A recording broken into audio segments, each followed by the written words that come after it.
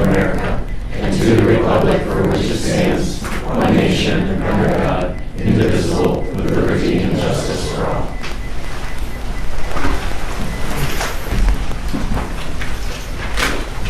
The prayer today is, don't worry, God is never blind to our tears, never deaf to our prayers, and never silent to our pain. He sees, He hears, He will deliver. Amen.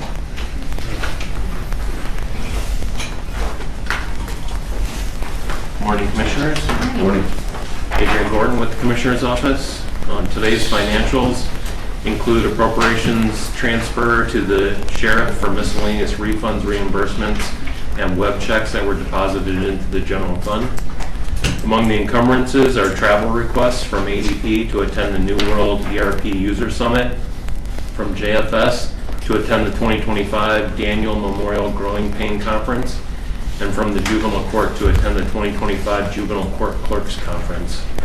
Among the vouchers are $236,484 from the Auditor's Office to Gannett Fleming Incorporated for their annual GIS managed services fees for the cloud implementation, $55,296 from the Sheriff to Upstate Wholesale Supply Incorporated for 8 in-car video camera installations, and $37,669 from the Sheriff to Interaction Insight Corporation to purchase a new 911 recorder replacement.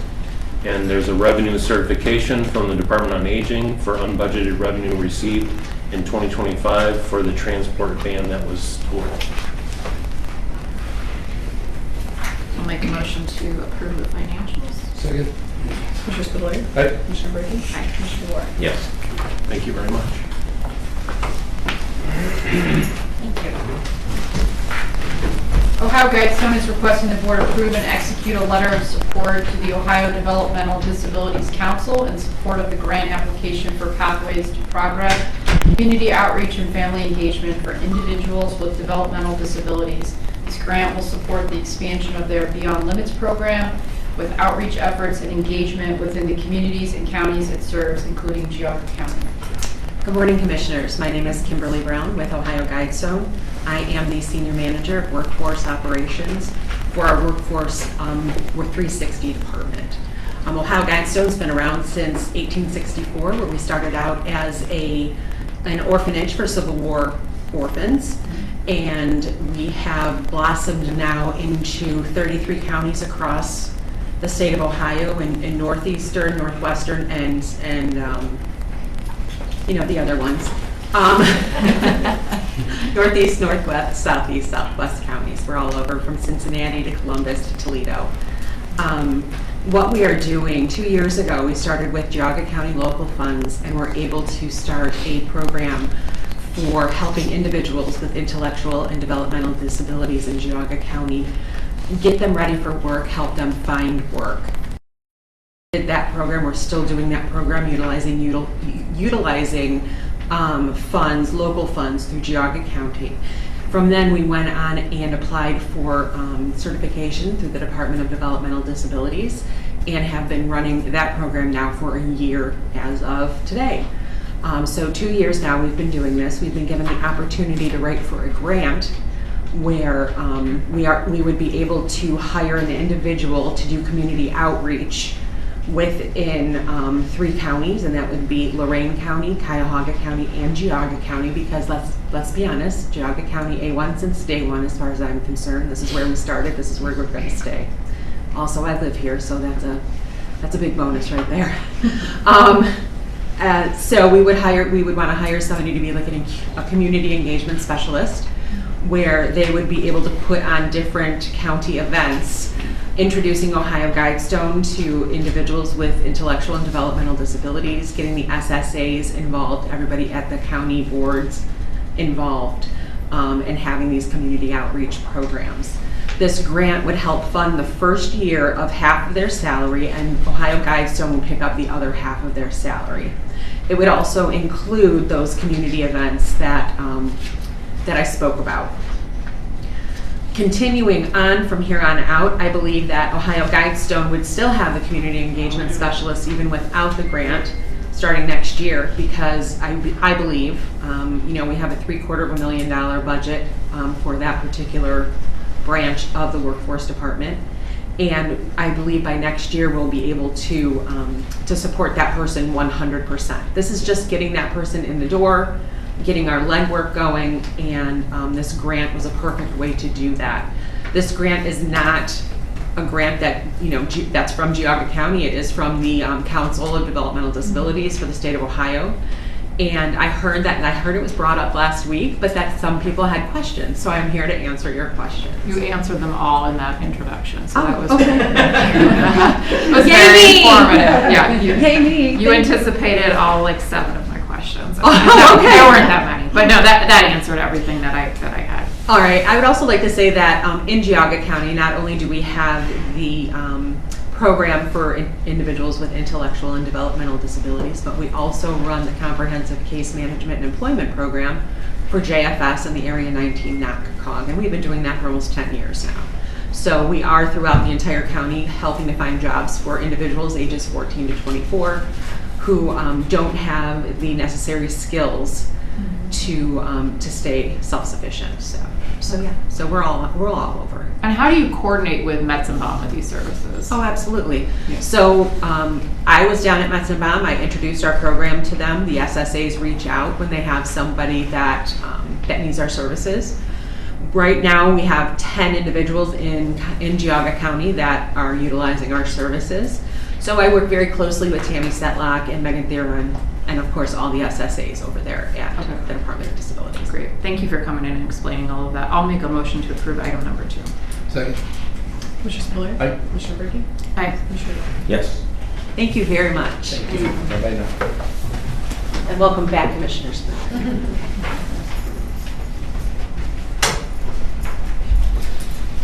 Good morning. Good morning. Shane Najjar, Deputy with the County Engineer's Office, presenting items 3 through 8 today. Item 3, the County Engineer's Office is requesting the board approve and execute change order number 1 and final, decreasing the contract with Grade Line Incorporated for the replacement of culverts on various roads in Munson Township in the amount of $770.32. Shane, what led to the decrease in price? Our team in the field working really hard to save the county money. All right. No, just minor adjustments between planned quantity and actual installed quantity. Okay. So, Make a motion to approve item number 3. Second.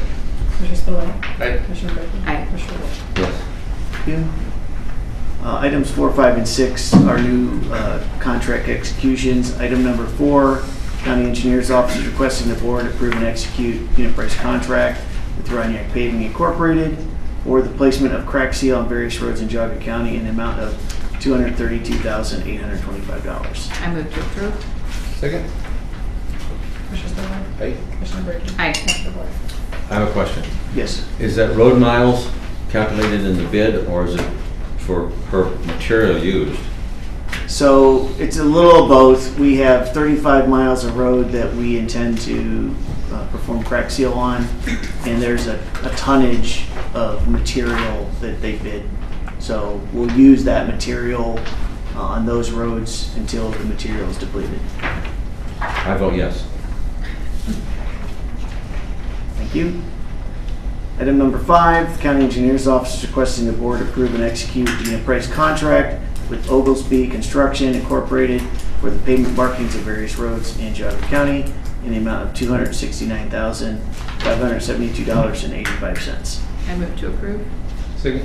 Commissioner Spiller? Aye. Commissioner Brinkley? Aye. Commissioner DeWort? Yes. Thank you.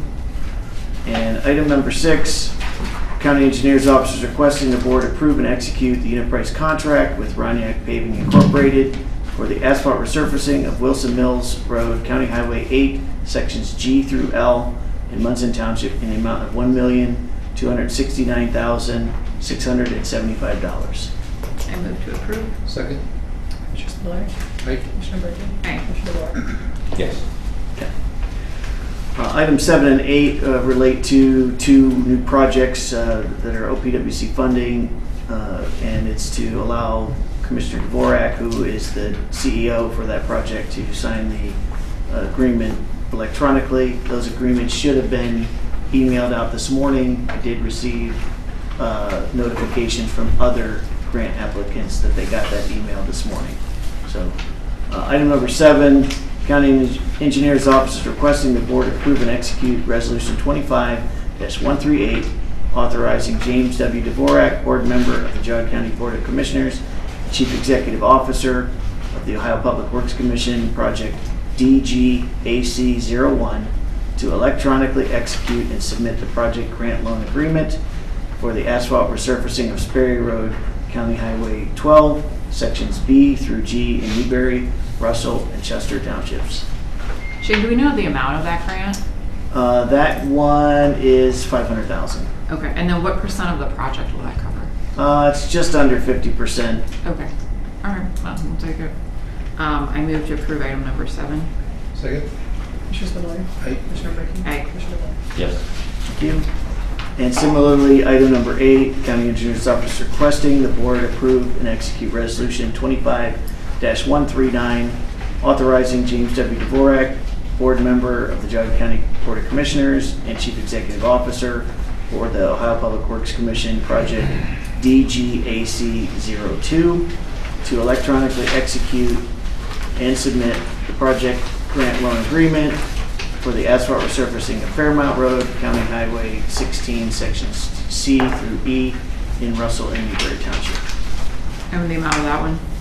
That one is $250. And the amount of the percent of the project that covers? It's about 40% of that project. Okay. I move to approve item number 8. Second. Commissioner Spudler. Aye. Commissioner Brinkley. Aye. Commissioner DeBoer. Yes. All right. Thank you very much. Good morning.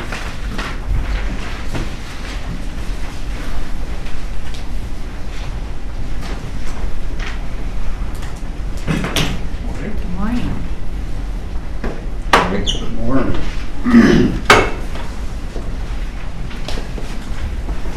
Scott Hildenbrand, Tom Rowland from Sheriff's Office. Item number 9. I have a quick question for Kristen. The agenda shows a different grant number than Yeah, I our caught that request too. was. Yeah. I think that first grant number is wrong. Well, hold on. 470, it is, it's 477. Yeah, it's So it's 2004. 2025. I have 20, I think on the paperwork it said 2024-JG Okay. Yes, I dash see what you're saying. A03-4707. Correct. When I started working on this, I put that grant number in, and that's when I realized that the paperwork was Yeah. backwards on the request, and I missed that grant number, because when That's what I sent it to figured, you guys, because, I yeah. said the There were paperwork numbers was that were, switched. yeah. So this grant had this paperwork, and this request for action had this grant paperwork. They were switched when they came in, and I didn't catch it. So I apologize. It's 2024 JG A03-470. Yep, that's right. We're good. We're good. I just want to make sure you approve the right one. Yeah, no, I'm on top of it. I got think you it. want them both, right? Right. Yeah, yeah, we just want to make sure the right grant numbers are the Right. right amount and so forth. So number 9, these are both, 9 and 10 are for flock cameras. Number 9 is a $25,500. The local match is $6,375. That's for approximately 5 flock cameras. You want to do that one separate, or you want to do them together? We can do them together. And number 10 is another grant for $12,750, and that is, we'll purchase about 3 flock cameras, and there is no local match on that one. How many flock cameras do we have in the county currently? I think there's 10. We have 10, but then like Russell, South Russell, and Bainbridge have their Okay. own as well. I But we gotcha. connect with even the Lake County ones. They can look at all of them, Willoughby Hills, whatever's around us. And quite frankly, we use those probably once a day. Well, that's what I was gonna ask. Are there any like interesting stories you can share publicly? Gina, don't laugh at me. Yeah, there's been several About. cases. Well, one of the most recent ones, we had an alert out of the state of Virginia on, it had to deal with like a mental health individual. Yeah. And purchasing guns and trying to get guns and come over this way, and kill some family members. Well, we found out the family members lived in Geauga County. Yeah. And the flock camera actually picked him up on 422, and we were able to get him stopped and seized on the freeway before he came to Grandma and Grandpa's house to kill them. Wow. So it's a handy thing to have. Yeah. If we wouldn't have got the alert, you know, we Yeah, never known absolutely. about it. So we also have, you know, like endangered seniors, you know, like silver alerts and amber alerts. So all those go into the system as well, and we have access to any of the flock cameras anywhere around. We can log into the system, and then our guys actually have access to that in their cruisers. They can turn them on at the beginning of shift and get flock alerts for different things while they're working. And then is there like an annual fee for the software? Yes. There is, Yes. okay. And so what does that look like? Is that like a That- per that- camera? That's or- not cheap. Okay. Yeah, Is it's it, mostly the storage, the cloud storage. Cloud storage for everything. yeah, So that's in our, we budget that in our contract services. okay, So okay. I couldn't give you the number off the That's top all of right, my but head. like, does it go up then per camera? Yes. Okay, all right. Everything goes up. I figured. All right, so I'll make a motion to approve item number 9 and 10. Second? Commissioner Spudler. Aye. Commissioner Brady. Aye. Commissioner DeWort. Yes. Thank you.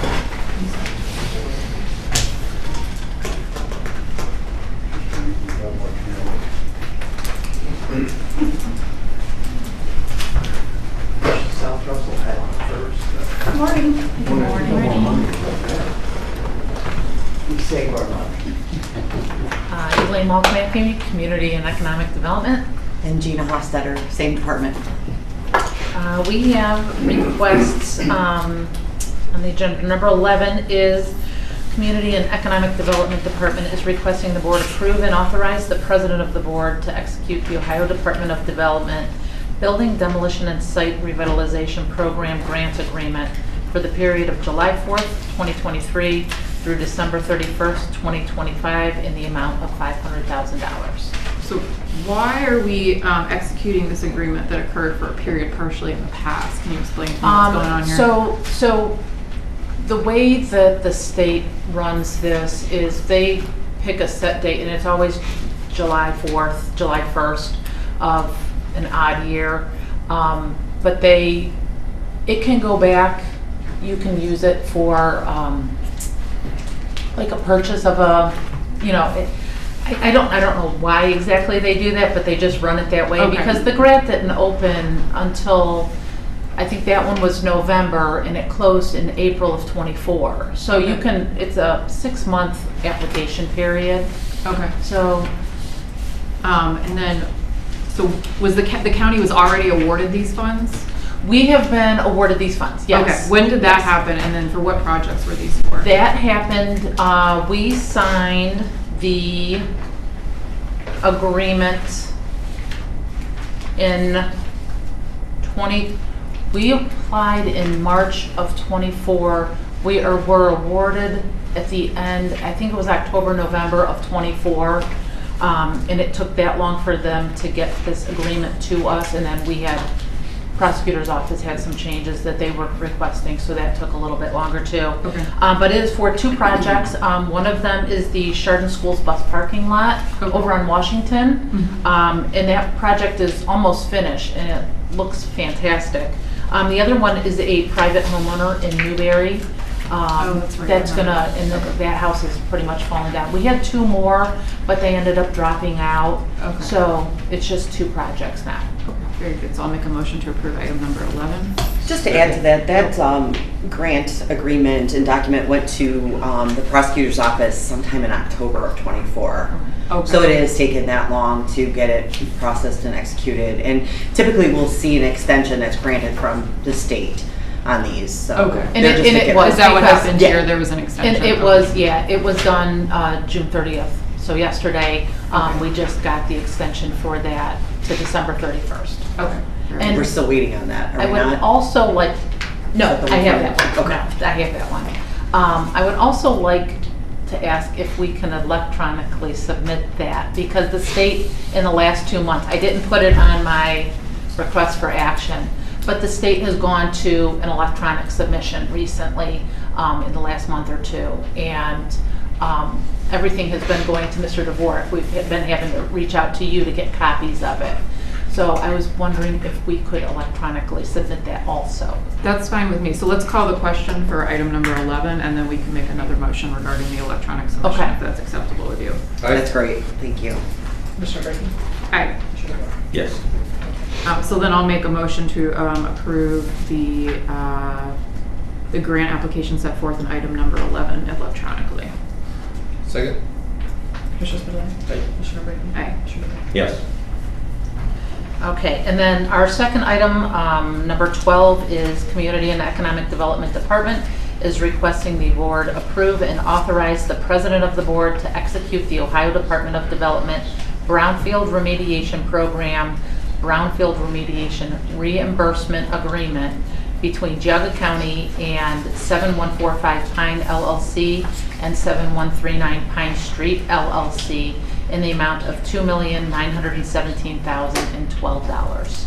And this was a response to that ownership change? Yes. I mean, Correct. it's essentially the same owners, right? Yes, Just different yes. companies. We needed, It's more of an access agreement Yeah, situation. yeah, and we had all of the other the documents you received with this packet, the access agreement and the clean hands affidavit for 7139. Everything was submitted for 7145 with the application. Okay. So that's why there's only one of those. This is the one that's 25% match. It is, yes, yeah. From the owner, right? Yes. From the owner, Okay. correct. I was like, what? No, not us. What are we giving them? No, they have, I believe they have a $700,000 match. That's what they're. We've been working through this since December of 2023. Wow. So this is a substantial project. I mean, is For it being sure. worked on right now or? No. No. It's They still have shovels not around started yet. it. Okay. No. They are, And we are doing a grant, we have confirmation from the state that we will be getting an extension through December 31st, but I have not received that extension yet. So, Okay. that's the one we were waiting on with Mr. Dwork to get yeah, soon. yes, hopefully. All right. So I'll move to approve item number 12. Second? Does this one also have to be No, submitted? no, this is just our No. reimbursement Just the other. agreement Okay. with, Just wanted to make sure. with 71455, no. Commissioner Spudler? Aye. Commissioner Brinkley? Aye. Commissioner DeBoer? Yes. I just want to take a quick minute to thank and acknowledge Elaine for all the hard work that she's put into this. This is. She did not know you were going to say that. Yes, Look at and her I was face very right now. sure. This is uncharted water for both of us, and these are massive amounts of dollars. The projects are huge for our community, and we're super excited about it. But to execute these documents is really no joke, and she has worked tirelessly for what we're going into, almost 2 years now. So I really would love to acknowledge you and I would like for it to go appreciate you. faster, but it just doesn't. That's not the way government works. No, I know. unfortunately. I'm trying to figure that out too. Thank you for your patience Thank as you. well.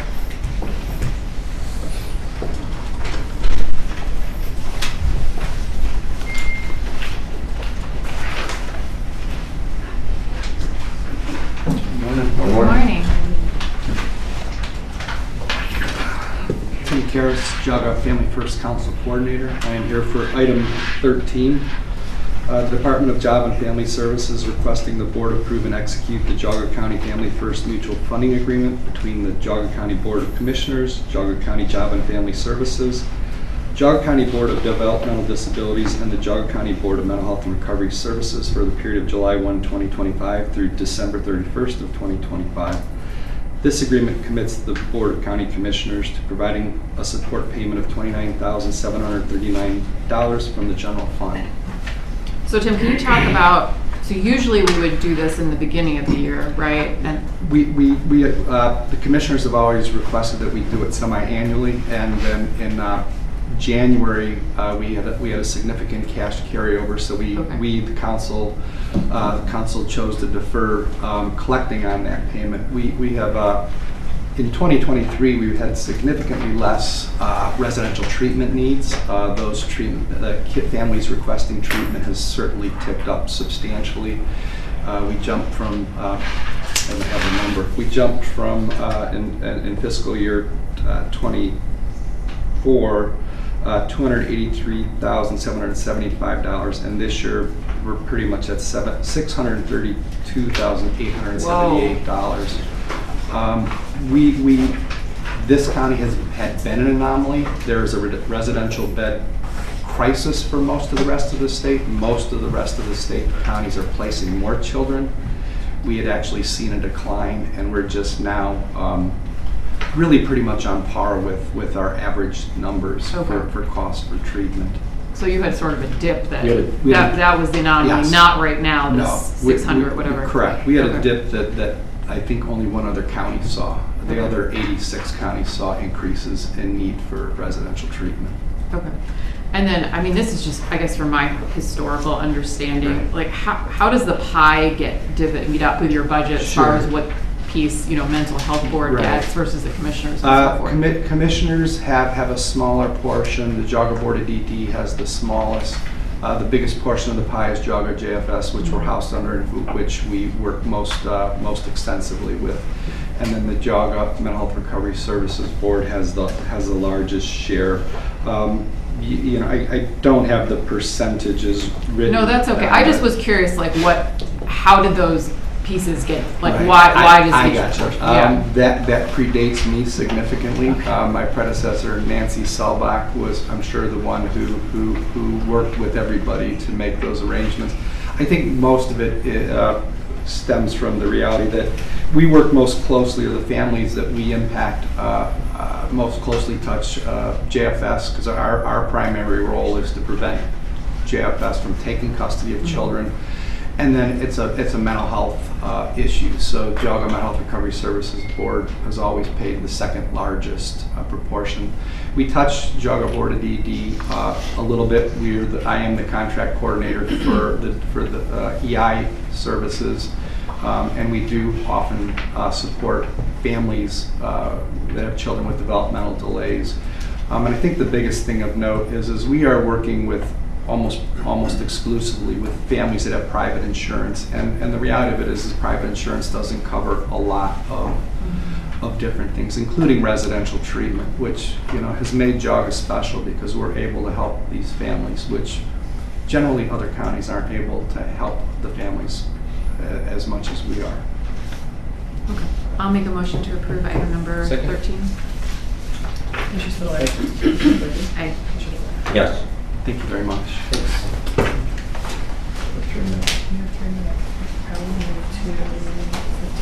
Yeah. Let's do it. We'll move to 15 on the agenda. He can set up. Morning, Roger. Good morning. Roger Peterson, Emergency Management Director, or soon to be formally known as. I started with Geauga County a little over a decade ago. Prior to that, I worked for Chevrolet for almost a decade as fire chief in emergency management. I think we all go through stages in life, and I just think that it is time that I move on and go on and do good somewhere else.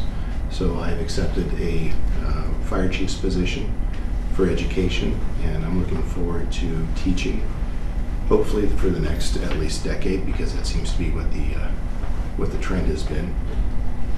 This is a whole lot harder than I anticipated. I have enjoyed working for the county. I've enjoyed serving the residents. I've enjoyed even coming in at nights on the weekends, helping out for emergencies. So I appreciate the opportunity to serve the residents of Geauga County for the last 10 years or so. And wanted to just come and say thank you. Well, I've enjoyed your jokes, Roger. Well, I'm sorry about that. I feel like, but what if we just don't accept your resignation? Yeah. Well, I wish you the best, and I'll make a motion to approve item number 15. Second that. Thank you for your service. Thank you. Commissioner Spudler. Aye. Commissioner Brinkley. Aye. Commissioner DeWort. Yes. And Roger, you're really, when something goes wrong in the middle of the night, and you work with the sheriff's office and other fire departments and everything else, I think it's just want to give you the tip of the hat that you've done a great job for a little over 10 years, and I will personally miss you. Well, thank you. You know, one of the nurses that I used to work with, she used to always say, do good and walk away. So I think it's that time. Okay. Thank you. So then we're also looking to advertise with heavy heart. I ask that we advertise for this position for Director of Emergency Services and effective immediately. So. That motion? Second. Commissioner Spiller? Aye. Commissioner Brinkley? Aye. Commissioner Rea? Yes. Thank you. Item number 14, in our public hearing. Do we have a motion to waive the reading of the ordinance? So moved.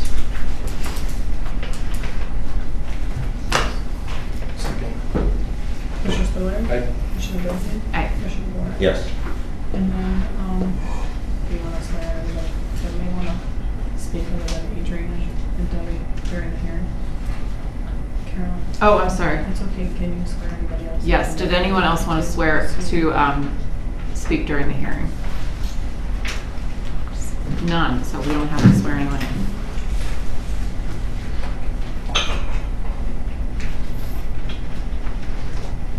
What's this presentation labeled? 2026 tax budget? No. PH maybe? Oh, there it is, I found it.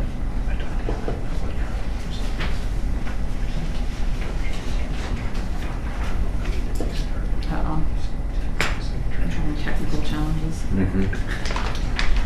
I'm just happy that all three strings are working. Guys are here. Yeah, that's gotta be. Make sure everything is.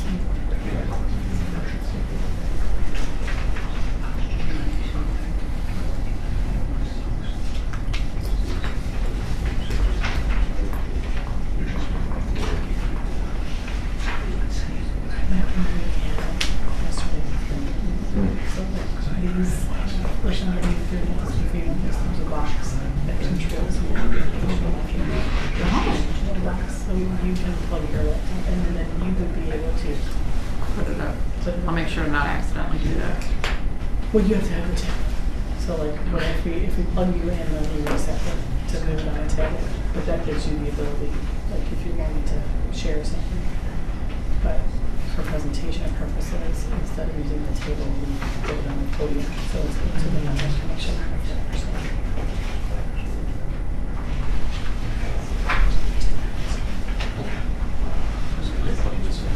I've got this in front of me and I've got my handouts in front of me. I'm ready to go. There we go. Look at that. Okay. I'm just missing one. And we're missing one. We're missing a TV. Oh, there it is. Yay! Huh. I've never seen all three of them work since I've been in this room. First time ever. First time ever.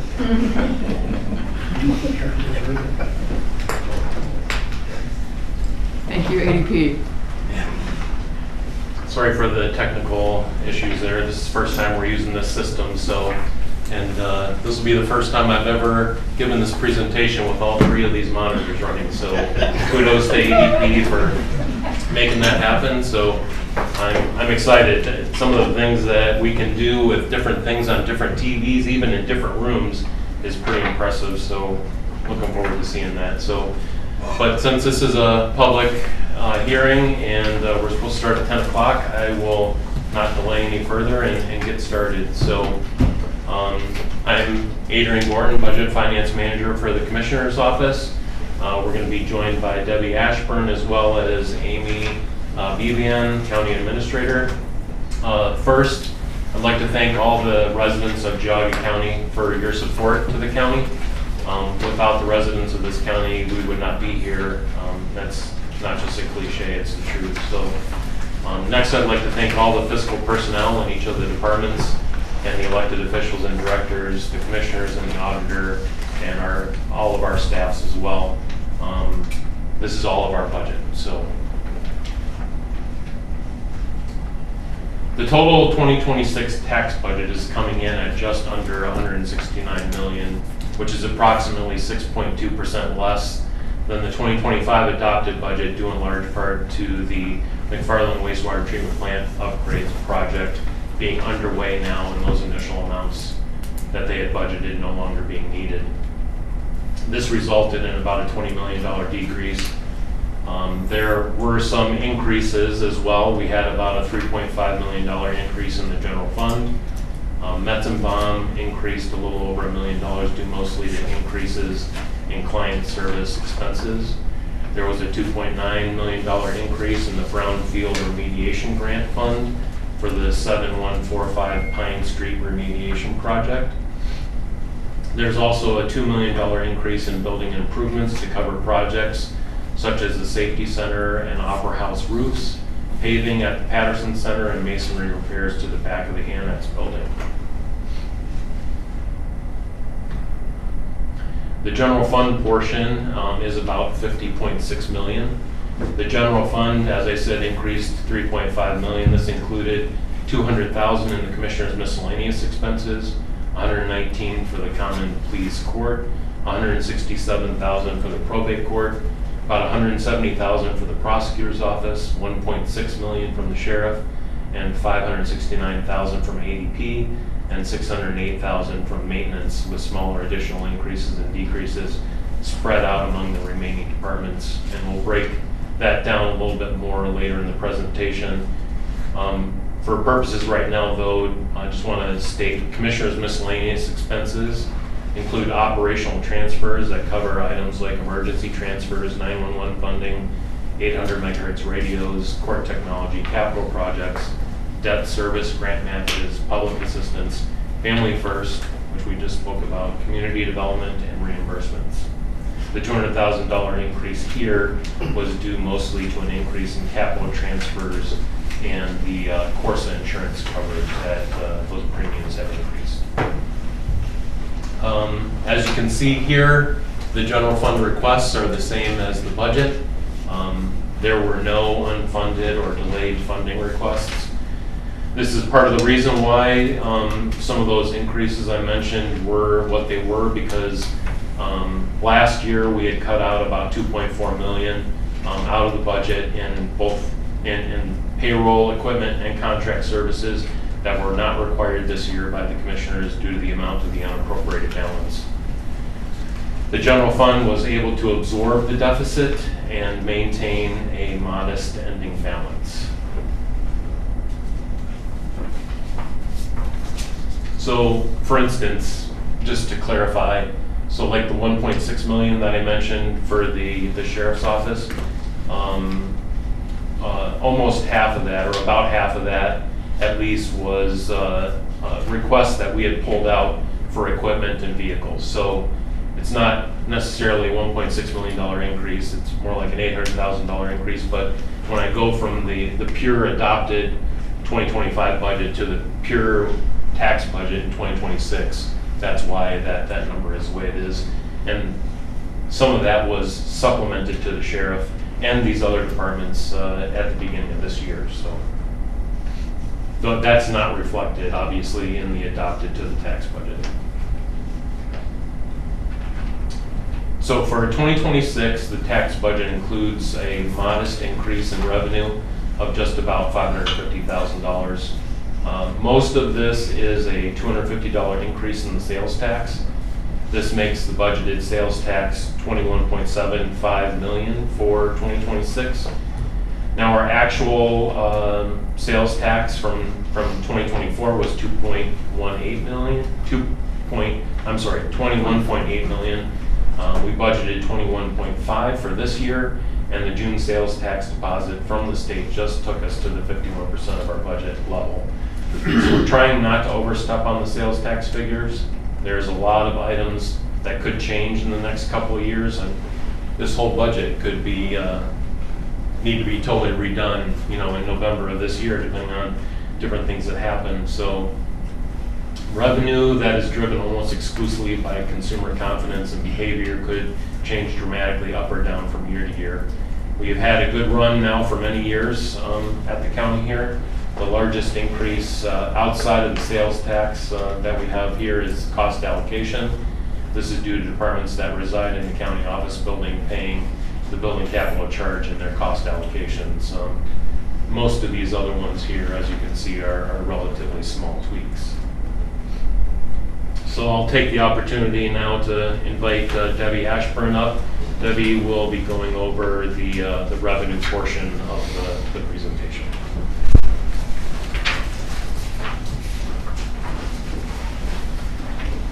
So Commissioner Dvorak, last year you appreciated that I started my presentation with a joke. So here it is. It may be the most interesting thing I say today. What do you call a belt made of $100 bills? A waste of money. Did you like that one, That was Commissioner good. That was good. So where does general fund money come from? So this bar graph illustrates a breakdown of the revenue sources that contribute to the general fund. Sales tax is our largest source. That's my tallest bar there. And that's 26, we're projecting that the sales tax will provide about 45.5% or $21.8 million of general fund revenue. Coming in second is the property tax, and it's providing around 11.5 million or close to 24% of the funding. These two together, they total up about 70% of the general fund revenue. And I'll circle back to a little bit more about both of those in a couple minutes here. The other sources we have are the interest income, about $3 million, and that is received from investments. The other portion, $2.5 million, that comes from rent, like Next Step or the BMV. We get revenue from the gas wells, miscellaneous grants, and the auction proceeds. Property tax, transfer tax, that's about $2.3 million, and that's the fees that are charged when a property deed is transferred to a new homeowner. The fees and fines, about $2.1 million, and these are fees for services charged by departments like building permits. Prisoner housing, about $1.5 million, and that is generated from housing out-of-county inmates in our jail. Casino tax, about $1.5 million as well. Casino tax is based on, the state bases that on the population of each county. Every county gets a little bit of that, and our portion is about $1.5 million. We get a little bit, about $900,000 from cost allocations, and those are charges to other departments that are not in the general fund for services that we provide, like postage, maintenance services, insurance. And then we get a little bit of local government tax from the state. It's a stipend that comes from the state and is given to its subdivisions.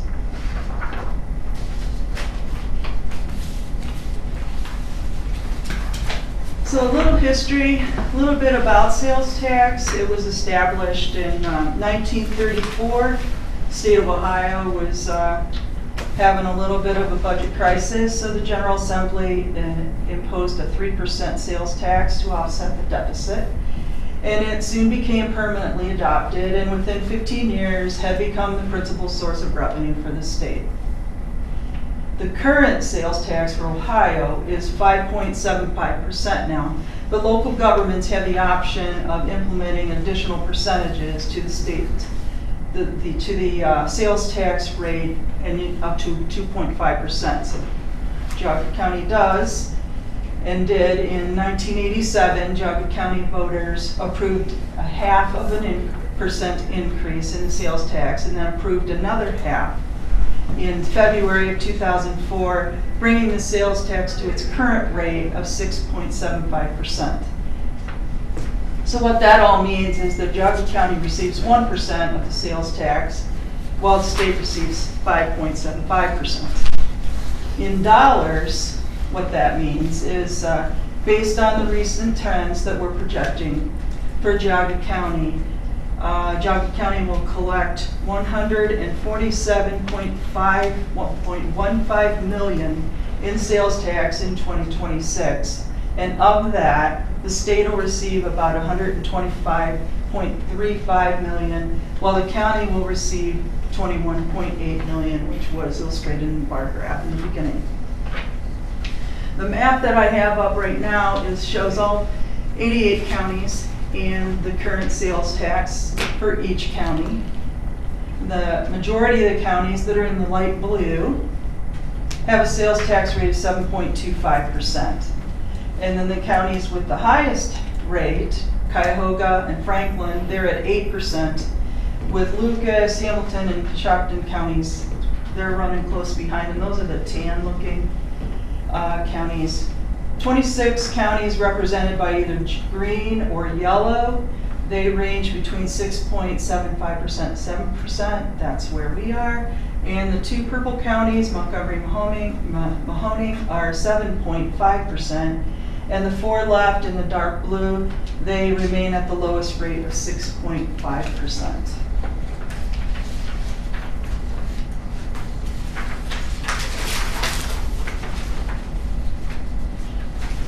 And this graph shows the overall increases and decreases in the sales tax since 2019 by a monthly comparison.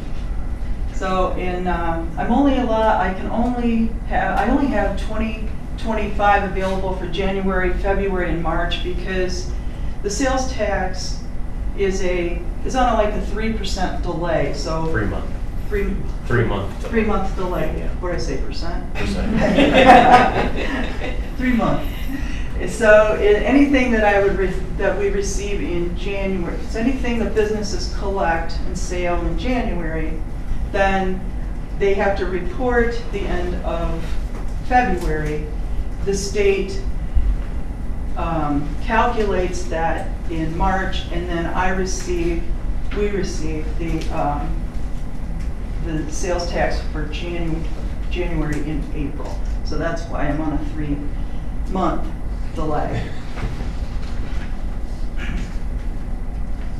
So actually what you're seeing there is the amount of money that we're actually receiving in the actual month that it was generated.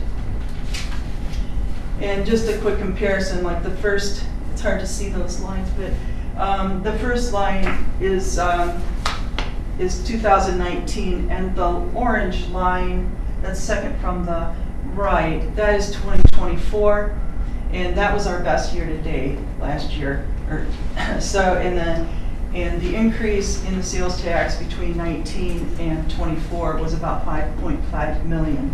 This year with the 3 months in, looks like we're right now about 129,000 ahead of 2024. Sorry.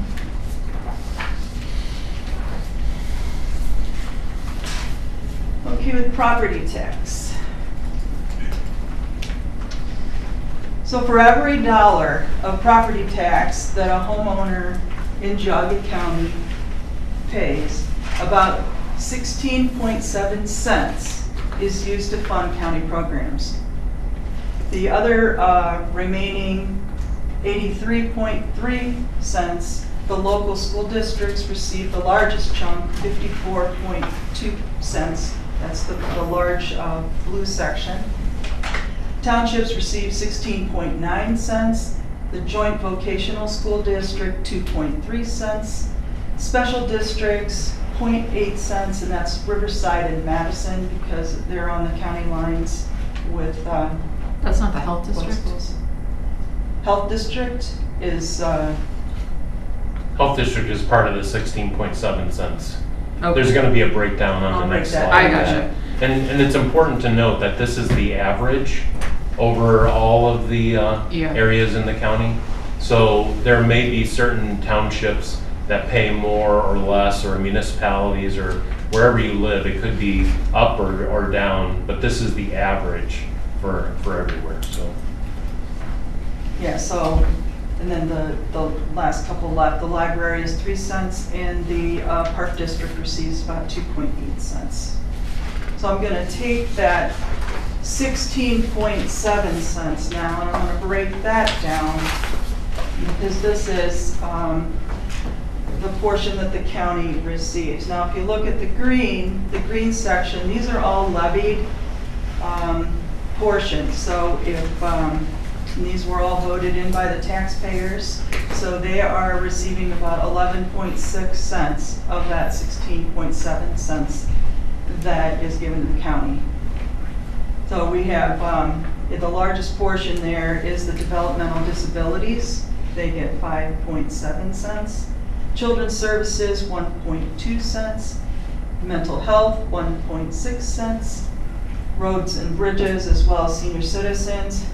That's interesting, those two go together. They're both 1.4 cents.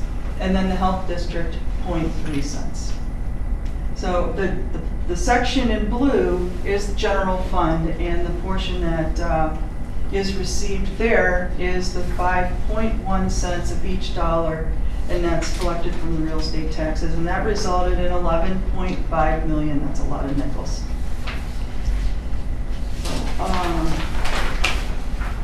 Any questions on that?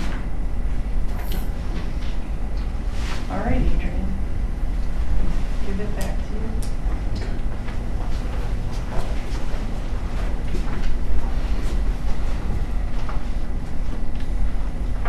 Okay, so this next one is just another graphical representation of the county's revenue. So just a couple of somewhat interesting things that we can take away from this. I'm going to try using this little laser pointer thing because I can't use it, can't actually. So I want to show you these little red lines right there at the bottom of that. That is left over from the inside millage shift that the county did in order to pay off the safety center early. So that ended about the year I started with the commissioner's office. So we took a portion of the county's 2.5 mil inside millage and shifted that to debt retirement. And that ended in 2017. So that's where that came from. You can kind of see right up here, this little blue, that blue section, why it's a little bit larger than all the sections around it. And if you look at the year, it's 2020. So that was the COVID relief money that the county got during that year. Couple of other things, you can kind of see the increase in blue right here from 2023 to 2024. That is the increase in the property taxes due to the property valuations. So that's the relative increase that you see there. You can also see up here in the orange, that is the county's interest income.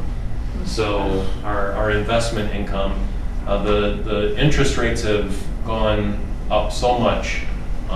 That is a big part of the reason why that those orange sections are so much larger. So and as interest rates continue to be high, that as you can see, we've budgeted an increased amount for each of those for that in the previous years. There was kind of a decent increase in sales tax in this area. I don't know exactly when it happened, but I know that sales tax started getting collected on online sales. Mm-hmm. So that could be part of the reason why the purple section there has expanded, as well as a lot of the investment that's been going on in the county for a lot of big box stores and different things like that. So that's generated a good amount of sales tax.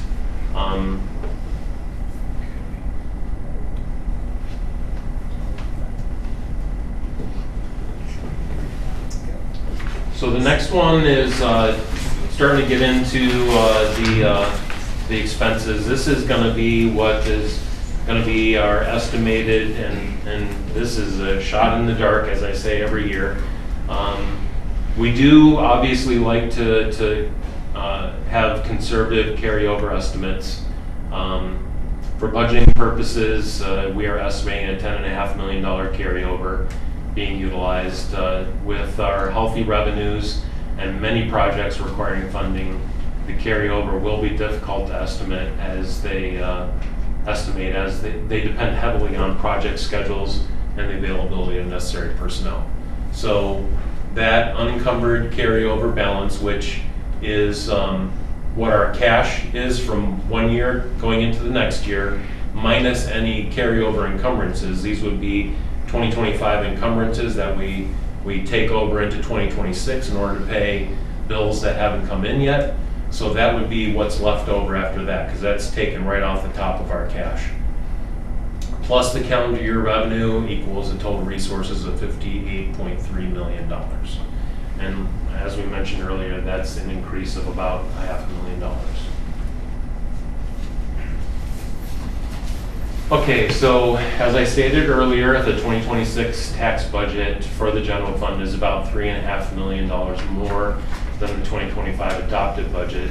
Once you take out transfers, it does drop a little bit down to 3.4 million. The commissioners have not provided any wage increases affecting 2026 wages yet.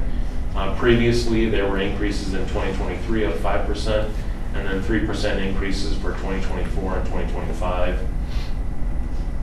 Some more of the assumptions for the budget. The county has not budgeted again for any increase in the county portion of hospitalization. Since we do not know what our renewal will be, this allows us as much flexibility as possible. We've seen increases obviously in insurance costs over the last several years, with costs increasing in 2022 by 0.6%, 2023 by 2.3%. Employee co-insurance payments have also seen increases in those years, 1.3% increase in 2023. 2024 saw insurance premiums paid by the county increase 9%, with employee co-insurance payments increasing about 8.5%. With 2025, county premiums went up about 8.6%, while the employee payments rose about 8%. Obviously, any increase or decrease that we get for 2026 will be determined once the renewal for next year has been revealed. So, in other words, if we get say a 5% increase in insurance, the commissioners have the opportunity to decide how much of that is going to be borne by the county and how much is going to be borne by the employees. So obviously how that's going to be divided up and how we handle that is subject to change as the information becomes available. So this year, for the budget, we opted again to initialize the 2025 adopted budget, or the 2026 budget based on 2025 adopted budget numbers. The commissioners also elected to reduce those initial appropriations by 10% to promote proper evaluation of the department's budget requests. This hopefully eliminated some of the extra appropriations associated with prior year balances, and hopefully give everyone a clear picture of what the actual budget should be. These efforts continue our work to try and reduce the amount of unused appropriations in the expense budget. Over the last several years, the general fund and the county as a whole use only about 90% of our appropriations. This continues to make budgeting difficult when you have millions of dollars worth of appropriations in the budget that realistically go unused. Although there are many reasons why this padding of the budget happens, many of which are outside the department's ability to control, we need to try and do as good of a job at controlling that as we can. Any questions on that particular slide at all? Yeah, so no wage increases. I mean, is that something we should be talking about right now, what the wage increases should be countywide? I'm sure that the departments would like to know, you know, what the plans might be for the future. I'm sure the employees would as well. Yeah. And that's something that we could still look at potentially in the permanent appropriations as well, so to be able to prepare. But typically what has happened is if there has been any sort of increases that have been granted after the budget has kind of been finalized, I do go back and provide those appropriations for the departments based on what their budgeted requests were. So some of the departments that budget for increases already or have unions that they have to increase, I usually take that into consideration, and either I don't give them an increase because they've already taken it, or I give the balance of the increase to the departments. So, and then that goes before you all for approval. Okay. Yeah, because I mean, when we had our budget hearings, there were some departments that took that 10% cut even to their wages, which is of course not what we want, Right. So I just wondered how that all got trued up so that our employees are being fairly compensated. Right, so I do, like the second half of the year, particularly like the last quarter, I do look at a lot of the accounts to see where departments are going to be short, particularly in the payroll area, and I reach out to them to either, if they're in the general fund department, to provide them with additional appropriations if it's needed, or encourage departments to supplement their accounts in order to make it to the end of the year. Okay, and because of those union negotiations, is that why we wouldn't make this decision now? It does impact a couple of departments. I think the sheriff is in the middle of his negotiations, and I think water resources will be eventually here as well. So Okay. potentially it could impact those, but it also would provide a kind of a baseline for those Right. union negotiations as well. And there would probably, we'd be able to resist efforts potentially to increase those above and beyond what you guys would like to give everybody else. So, Okay. yeah. But we do have time still, but I'm sure that, as I mentioned previously, the sooner we start talking about it, because I think that there were even some discussions in the office about looking at potentially doing a wage study of some sort, so. Okay. Yeah.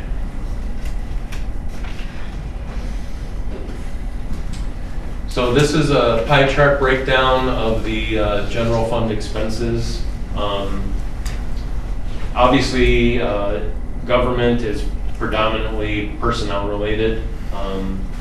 We are probably closely associated with service industries, which typically do have personnel expenses that encompass 75% of their budget. So we are right in that area, with the payroll and hospitalization comprising about 73% of our overall expenses. So that's 73% of the expenses are related to salaries, benefits, and hospitalization. Salaries, Medicare, and OPERS increased in the general fund by a little over $1 million in the 2026 tax budget versus what was approved in the permanent appropriations for this year. Wage and staffing increases are mainly responsible for year-to-year payroll fluctuations. Some departments that experience notable shares of the increase are as follows. 50% of the increase was due to additional payroll in the sheriff's office. That is part of their bargaining agreement. That was about $578,000. ADP personnel costs were about 24% due to payroll expenses that were not part of the 2025 adopted budget. And that was one of the departments where we had pulled back some of the payroll, and that was given again in a supplemental earlier this year. So again, I'm not saying that it's a true year-to-year increase. It was something that was supplemented that was not in the original adopted budget for this year, and then we're moving to having that incorporated instead of pulling it out. Going off the amended budget, it is, and I'm clarifying that here, going off the amended budget is only about a $49,000 increase. Maintenance accounted for about 14% of the rising costs due to increased staff and wage adjustments, as well as the time it takes to maintain 2 campuses. Theirs was about $157,000. Prosecutor's office was about 11.5 of that increase due to taking on municipal prosecutions, as his staffing levels fluctuate based on that. Common Pleas Court was 7% due to increased staff related to some retirements. Some notable decreases in the payroll funding include the juvenile court, which reduced their payroll for juvenile probation by $173,000. This reduction was mostly made up for in other areas. The Board of Elections reduced their payroll by $63,000 and the treasurer by about $17,000. The other categories of expenses include, but are not limited to, legal fees, utilities, fuel, travel, and training and advertising. That's the other expense category. Other expenses are increasing by about 4% from this year, or about 188,000. Contract services include items like building and grounds, maintenance, cleaning, and security is increasing by about 562,000, or about 14.5% from 2025, mostly in maintenance, which was 196,000 this year, of 206,000. Materials and supplies is decreasing slightly in 2026 by almost 12,000, or 1%. The equipment line, and this is one that is quite different from previous years, because we used to take out a lot of the equipment in the budget. The equipment line this year, or for 2026, is going to be 3% of the budget, and that's between the other and materials and supplies, and includes all the equipment requests for the general fund departments, because there were no reductions, no unfunded or delayed funding requests. This is a little bit different breakdown of the general fund operating expenses. Obviously, all these two are minus the operating transfers out. So 40% of the budget goes to public safety, which is the sheriff, the coroner, and the building department. 37.4% of the budget goes to legislative and executive, which is the other elected officials, including the auditor, treasurer, prosecutor, commissioners, recorder, as well as the Board of Elections, ADP board, planning and maintenance. Judicial makes up about 15.4% of the budget and includes the courts and the public defender.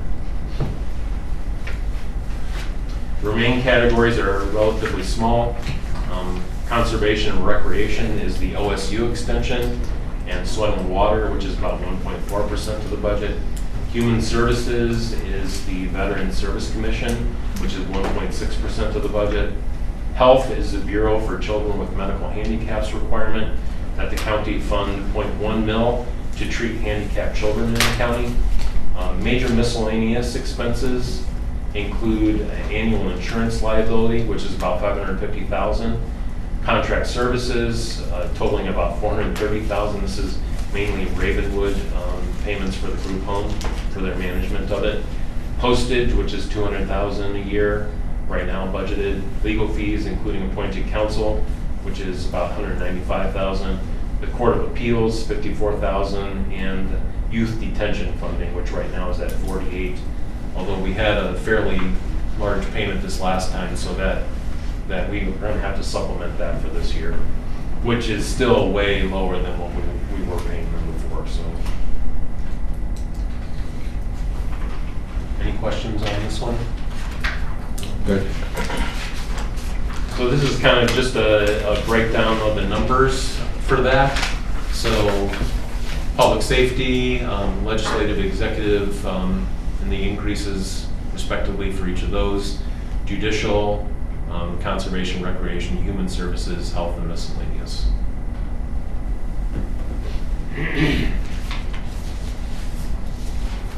So just to kind of go over some of the different funds that are out there and their balances and what they're for.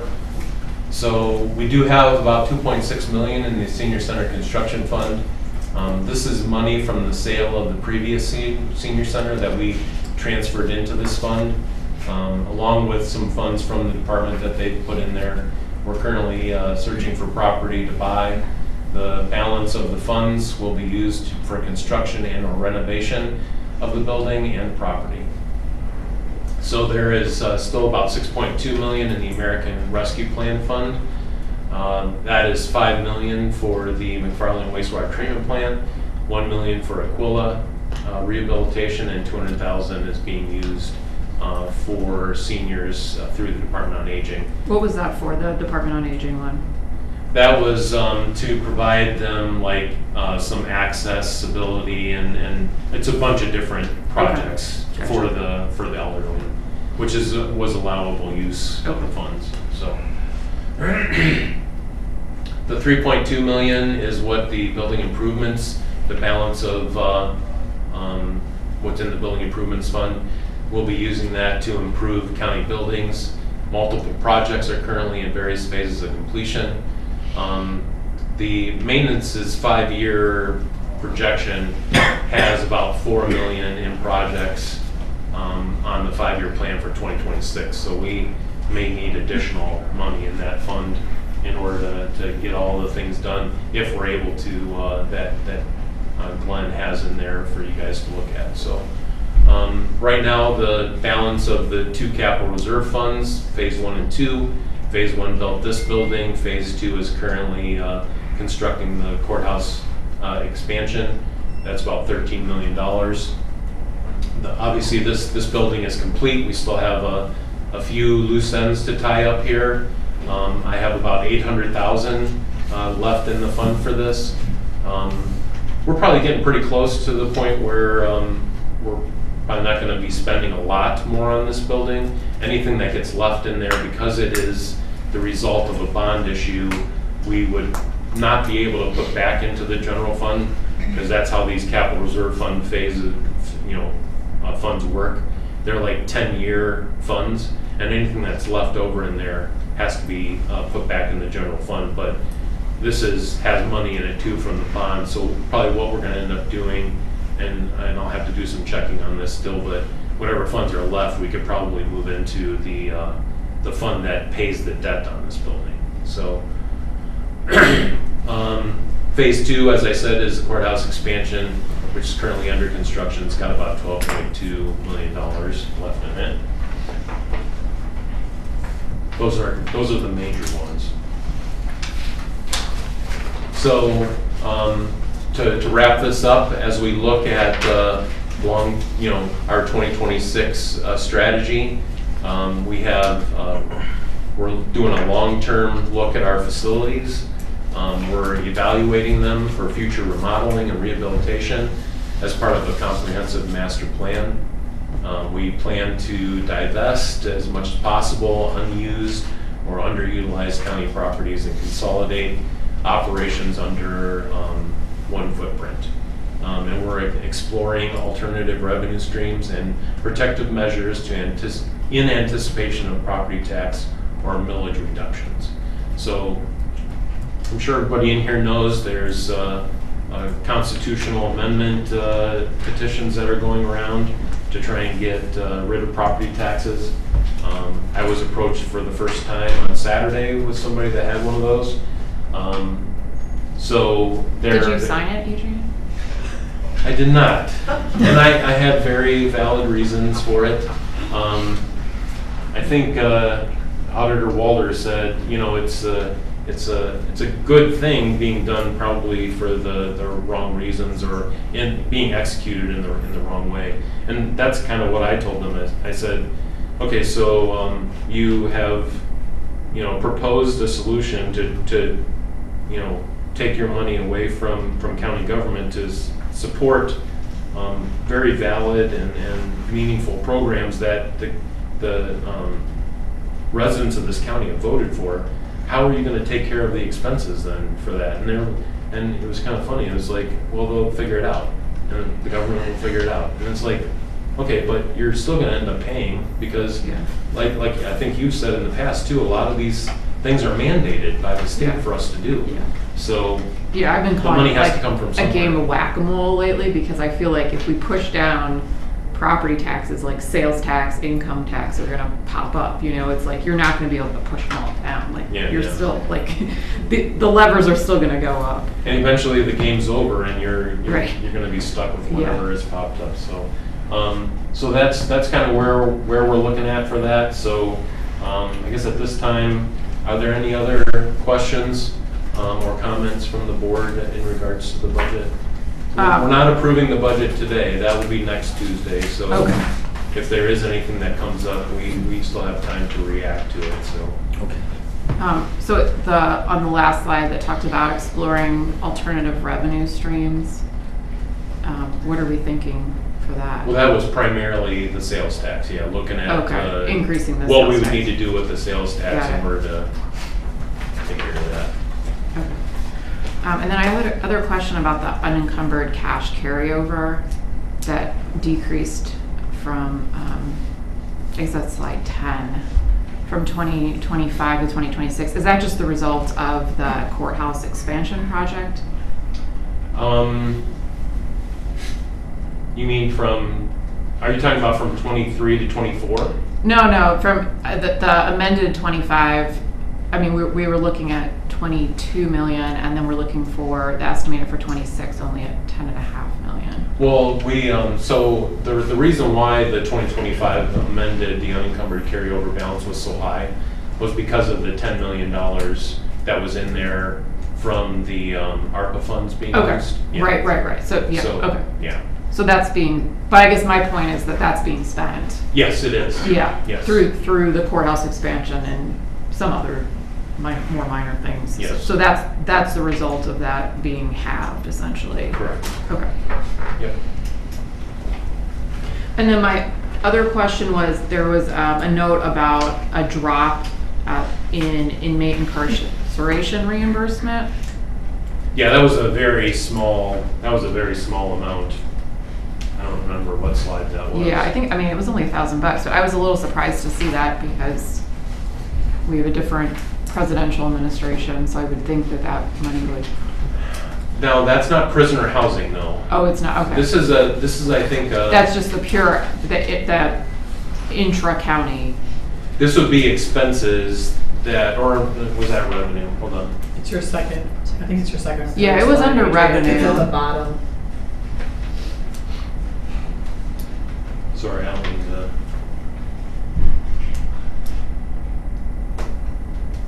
Oh. Right there. Yeah, the only one inmate incarceration reimbursement. Are you guys able to?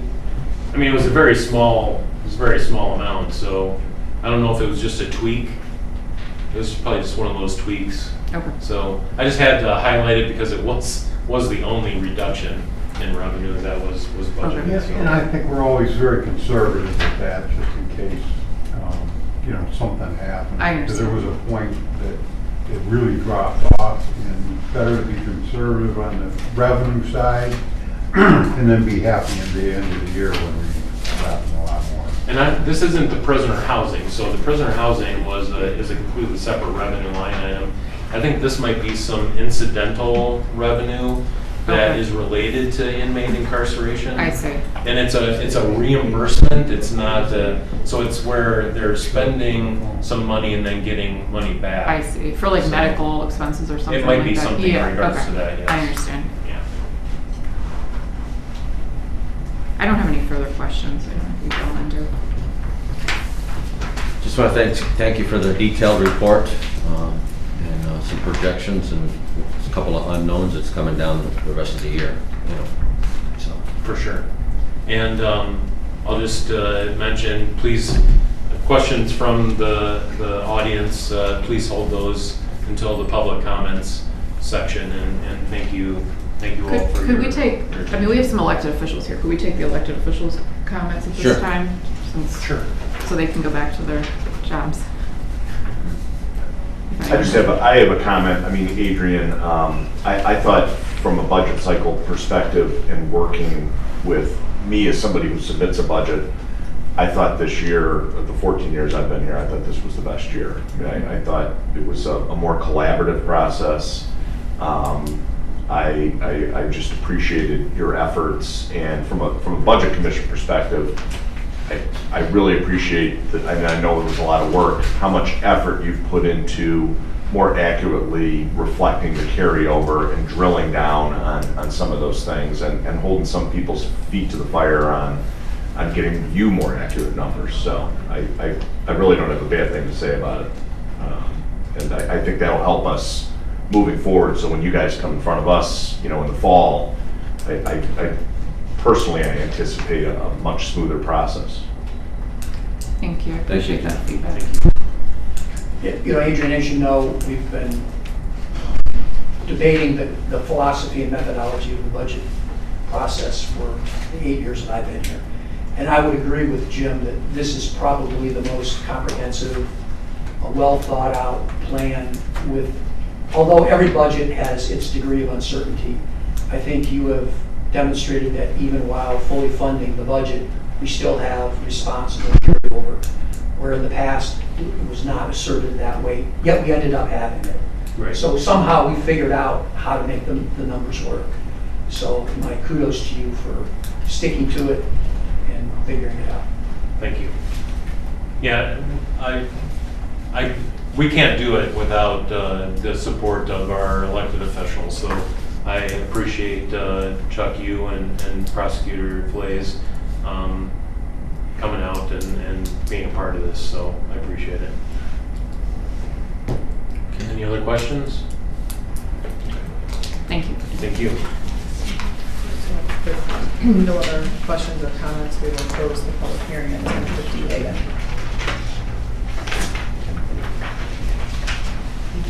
Okay. We'll go back to number 17. Okay, we'll move on to item 17. Commissioner's Office requesting the board move into executive session for purposes of discussing the compensation of a public employee pursuant to Ohio Revised Code 121.22 G1. And are we just bringing Linda over this? Is that Just- correct? yeah. Just Linda. Okay. So I'll make a motion to approve. Second. Commissioner Spudler? Aye. Commissioner Brinkley? Aye. Commissioner DeWort? Yes.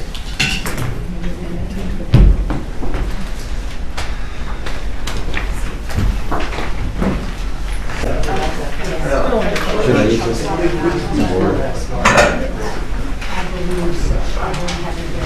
All right. You ready?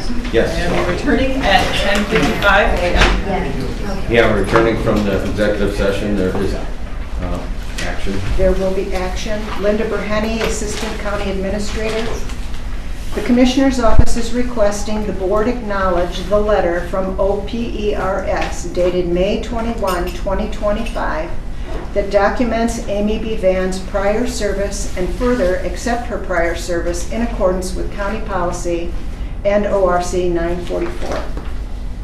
I move to approve. Second. Commissioner Spudler? Aye. Commissioner Brinkley? Commissioner DeWort? Yes. Thank you. And I'm sure you can understand why Amy didn't want to be there for that discussion. Right. Okay. We'll move into item 18, board discussion. That's going to be me too. And Frank? Frank, I'm asking him to join me to help explain this. Before we do that, I just want to distribute this Okay. as a heads up to you of upcoming change orders because I never want you to be surprised. We aren't going to be talking about all of them today, but I just want you to know that's coming. Frank Antonucci, ADP Board. The issue that I am asking you to consider today with Frank's help has to do with wiring for the backbone of the new courthouse. And he will correct me if I express anything incorrectly because he is the expert and I adamantly am not. We had a meeting in March with the various people in the courthouse involved in the thing about this. And there was a base bid presentation that was made. And not too long ago, there was a request from Infinity to confirm that that was okay.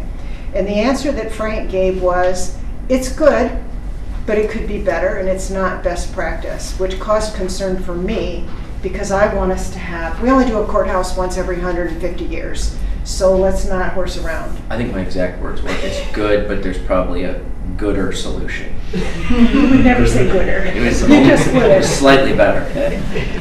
And so my concern, and I'm going to explain my understanding, you will correct me if I'm wrong.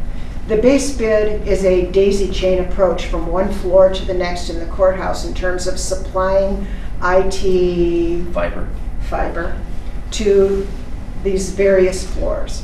And because it's daisy chained, if floor 1 goes out, floor 2 and floor 3 will also go out. Like old-fashioned Christmas lights. Correct. Yeah. I hate those things. Yeah. So my concern was I wanted to bring to you the option of a better approach, which would be, I believe you call it home run, where there's an individual one to each floor, so if one goes out, the other two keep going. Is that a correct explanation? That is 100% correct. It would involve a change order. The approximate number at this time is $20,000. now's a good time to make this decision because things aren't all closed in yet, by my understanding. And I'd like to invite you to speak to this. Yeah, I mean, I just found out the cost this morning. I'm actually shocked it's $20,000 to increase that. It's literally 2 pieces of fiber. I'm surprised that whether it be Infinity or NV5 or whoever did the specs when we found this, that they didn't do this to begin with. That's how this building is set up. They're all home run individually to the DMARC.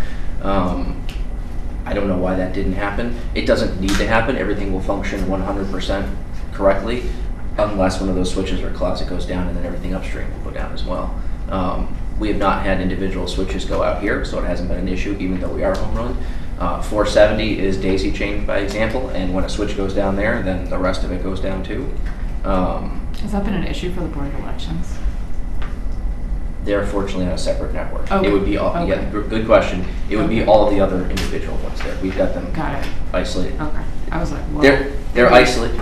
It's complicated because everything is duct tape and Band-Aids and whatnot over there, but they are isolated differently than the rest of them. Okay, got it. But it has been an issue for other entities over there. It goes dark, they all go dark. So in terms of that for the courthouse, again, I was surprised this was not flagged earlier on when we saw this at that meeting, whether it be Infinity or the Court IT group or NV5 or anybody, and maybe people just didn't have an understanding of the implications of that. However, we did build this building, and this was done properly. So, will the courthouse function right off the bat just fine? Absolutely, no problem.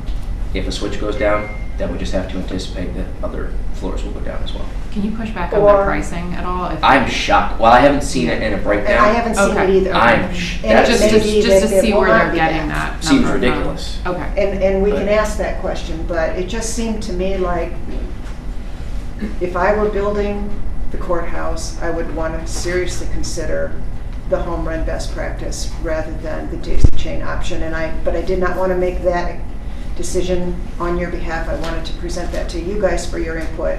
You let me know what you want to do, and that's what we will tell them. Yeah, I'm kind of surprised. To Linda's point, it's all open. The cable trays are open. You're simply that's what I was going to ask. I didn't think anything was closed up yet, right? I have not been through there, but at least our assumption is that it's all open. Okay. So it's very surprising that it's essentially $10,000 a piece of cable. Yeah. I will find out. Maybe that's what it costs now. Because sometimes when I have I don't know what questioned anything things, costs they've anymore. talked about, yeah, but you have to open the ceiling and you have to, that there's labor implications that we don't know about. I'm sure there is. Okay. So, I mean, I think conceptually I'm fine with this idea, but let's push back and see exactly like what the cost breakdown is of, okay, of what when they're I go to the charging. construction meeting this week, I'll say we're leaning that way, but we need a better explanation for the cost, if that's okay with you guys. Does that seem reasonable? Okay. Commissioner Spitaleri, your thoughts? You good? I understand, yeah. Okay. That's all I had. But he's going to stay because he has something too. All right. Okay. Well, the only other piece was that the ADP board has been looking into a product called Diligent Community. We've demoed it internally with the staff here. We have an extra license that we're willing to add to the Board of County Commissioners at no cost to the county commissioners, but basically it is an all-in-one hub for public outreach for the Board of County Commissioners. So basically it would be an HTML-based web location, and I know some of the staff here have seen it, where all of the minutes, all of the agendas, all of that populates on there, and then the public has a very easy way of accessing this. This was something submitted by the League of Women Voters last year as a recommendation, and I believe it's the Kenston School Board that uses it as well. But basically, it's a landing zone. I provided that information in digital format a couple of weeks ago. I don't know if everyone here has had the opportunity to review that or not, but we're very high on that product. A number of other boards will be using that within the county, and we wanted to at least pitch that to the county commissioners to see if that's something you're interested in. Not looking for any action or anything like that. I just want to start the discussion.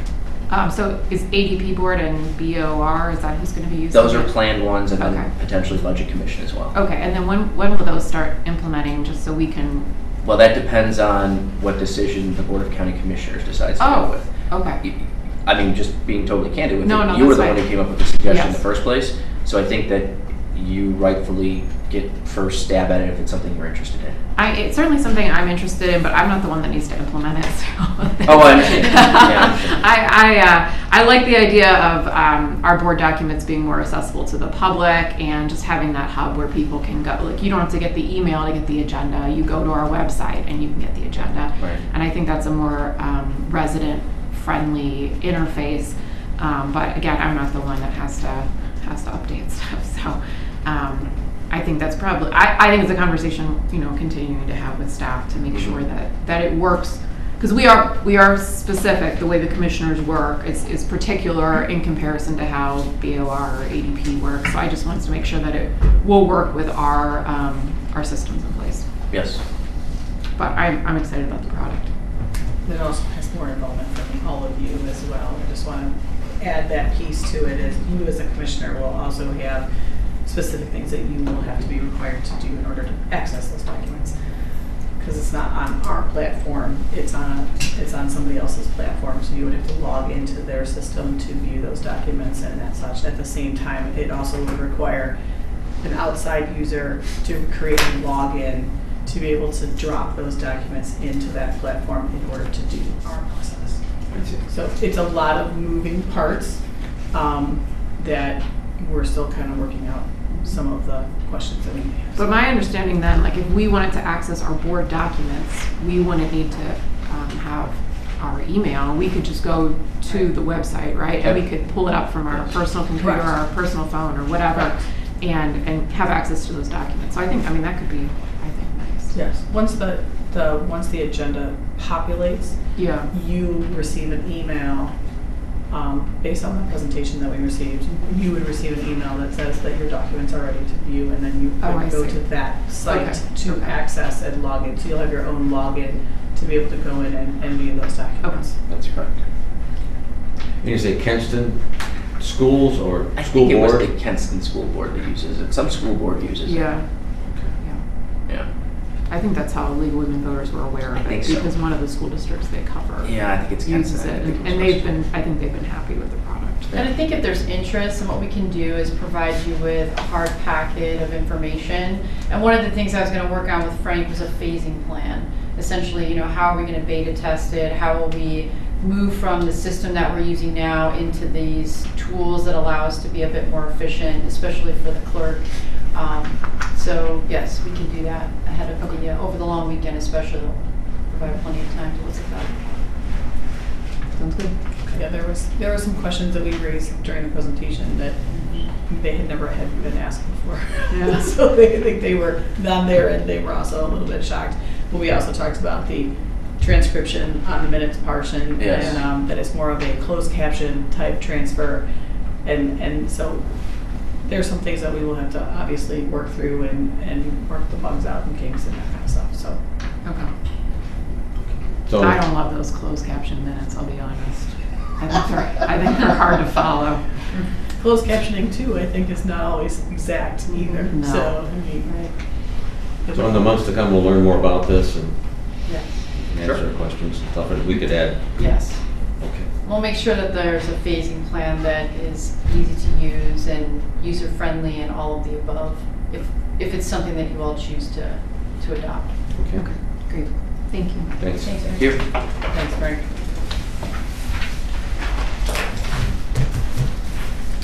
You have anything else, Amy? No.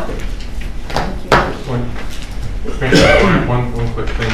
I failed to recognize Sheriff Hildebrand being here when I was taking questions from elected officials and thanking everybody. So I just wanted to thank you, Sheriff Hildebrand, for being here and being part of the budget. And please forgive me for not mentioning you. I felt slighted. You're getting a ticket tonight. You're going to escort home. All right, we'll move into public comment. Hearing none, I make a motion to adjourn. Second. All in favor?